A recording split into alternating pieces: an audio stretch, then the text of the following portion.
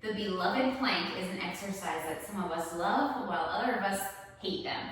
Does not matter wherever you are on that spectrum, there's one thing that's true, and they are key to developing a strong core.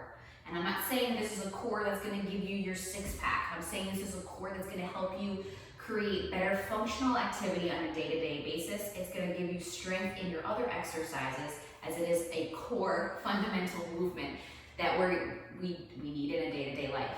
And no, we're not moving in this movement, but the strength that we're creating is much more intrinsic. It's closer to our vertebrae, meaning that it's keeping all of the rest of our organs and our muscles safe and strong before we go ahead and create that aesthetic six-pack. So the actual movement itself is something that we not only do as we're lying or in a prone position on the floor, but you want to keep those same key principles in mind as you're doing other movements where you're standing up straight, where we say keep a nice tight core and all of that. So I'm going to walk you through the proper movement of it, as well as how to modify this. So a plank is something that you're going to do not only as you're doing a plank, but a push-up is a moving plank, as well as mountain climbers are moving planks. Renegade rows, moving planks. All of these different movements that we do in a plank position, you want to make sure that you have a nice strong core, you're not hurting yourself, you're not putting the weight in the wrong part of your body, etc. So for a standard plank, you're going to come down to the ground. You're going to put your hands right underneath your shoulders, so they're aligned right there, and I'm going to tuck my toes from here. The first thing we're going to do, tighten those legs. So those muscles are all contracted right now. When you're doing a plank, it's not just your abs you're talking about here. You're talking about your abs, you're tightening your glutes, you're tightening your hamstrings and your quads. So you're going to press your hands underneath your shoulders, put your toes under, and from here, you're going to perform a push-up. So nice and tight and up. Now you'll notice as I'm up that my hands, it's all stacked. So my wrists are stacked beneath my elbow, are stacked beneath my shoulder. The next thing you're going to notice, I'm going to tuck my hips.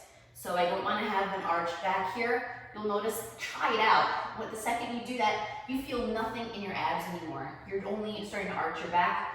You're going to have more of a muscle workout than a shoulder workout than you are an ab workout. So tuck your hips, squeeze those abs. So do a six-pack as you're doing this.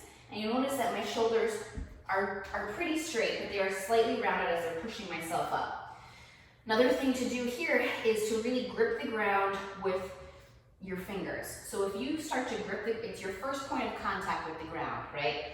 So if that is the first point of contact and you have a nice strong grip there, like a little bit of a monkey, it's going to naturally lock out your arms, making sure that you're not doing flimsy noodle arms here as well.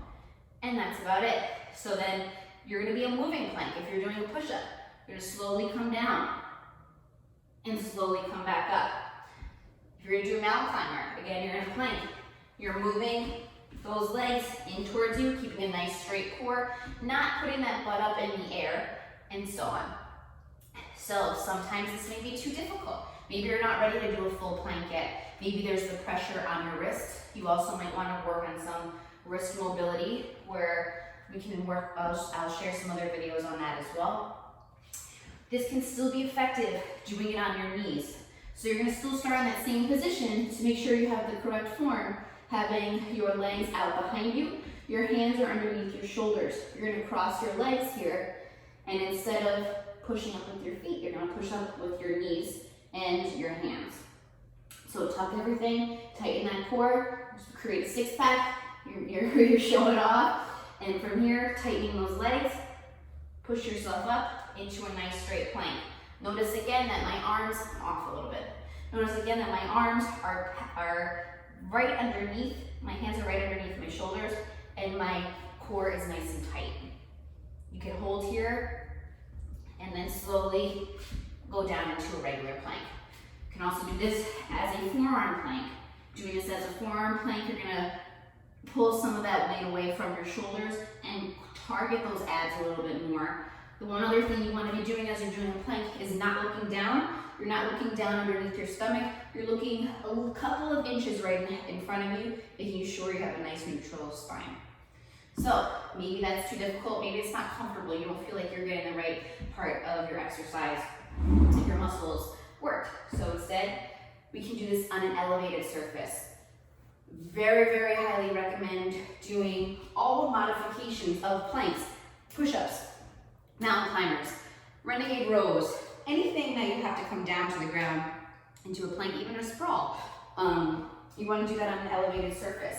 It can be as high or as low as you want. So yes, that means I can also do that on a wall. If I'm not ready to go all the way down to a chair or a table, a wall is perfectly fine, as long as you're still engaging those core muscles that we talked about before.